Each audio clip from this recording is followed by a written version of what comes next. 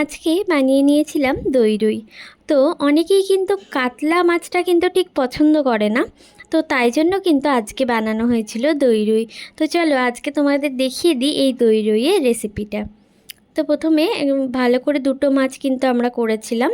তো দুটো মাছকে ভালো করে ধুয়ে নিয়েছিল মামুনি, তারপর ওর মধ্যে নুন দিয়ে দিয়েছিল, সাদা তেল দিয়েছিল, বা তোমরা রাইস ব্র্যান অয়েল, সাদা তেল, সানফ্লাওয়ার অয়েল যে কোনো অয়েল দিতে পারো।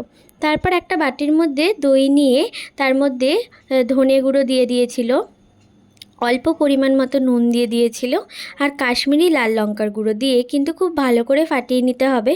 না হলে কিন্তু যখন মশলার মধ্যে এই দইটা অ্যাড করা হবে তখন কিন্তু কেটে কেটে যাওয়ার মতো সম্ভাবনা থাকে, আর যেটা দই রুই একদমই দেখতে ভালো লাগে না। আর সামান্য পরিমাণ চিনি অ্যাড করেছিল, অনেকটা চিনি নয় কিন্তু সামান্য চিনি অ্যাড করা হয়েছিল। তারপর মিক্সির মধ্যে কয়েক কোয়া পেঁয়াজ, আদা আর রসুন আর কাঁচা লঙ্কা দিয়ে কিন্তু খুব ভালো করে ফাইন একদম পেস্ট নেই, একটু একটু মতো গোটা গোটা থাকবে এরকম করে নিয়েছিল। তারপর কিন্তু কড়াতে তেল দিয়ে তেলটা কিন্তু খুব ভালো মতো গরম হয়ে গেলে একদম ছাঁকা তেলে কিন্তু মামুনি মাছগুলোকে খুব ভালো করে একদম লাল লাল করে ভেজে নিয়েছিল। দেখতেই পাচ্ছ তোমরা কি এরকম ভাজা হয়েছিল।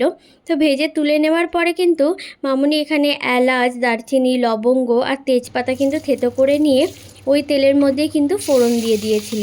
দিয়ে তার মধ্যে কিন্তু ওই পেঁয়াজ, আদা, রসুনের ওই পেস্টটা কিন্তু এর মধ্যে তুলে দিয়ে কিন্তু একটুখানি ওই পেস্টেরই জলটা, যেটা দিয়ে মিক্সিটা ধুয়ে ওইটা কিন্তু ভালো করে কষিয়ে নিচ্ছিল প্রথমে মশলাটাকে। মশলাটা সামান্য কষে এলে, সামান্য পরিমাণে তেলটা ছেড়ে এলে কিন্তু ওর মধ্যে ওই যে ফেটিয়ে রাখা টক দইটা কিন্তু অ্যাড করা হয়েছিল। তারপরে কিন্তু প্রায় অনেকক্ষণ ধরে এটাকে কিন্তু নাড়তে হবে যাতে প্রত্যেকটা মশলাগুলো ভালো করে আসে। তারপর সামান্য চিনি আর নুন কিন্তু এর মধ্যে অ্যাড করে দিয়েছিল।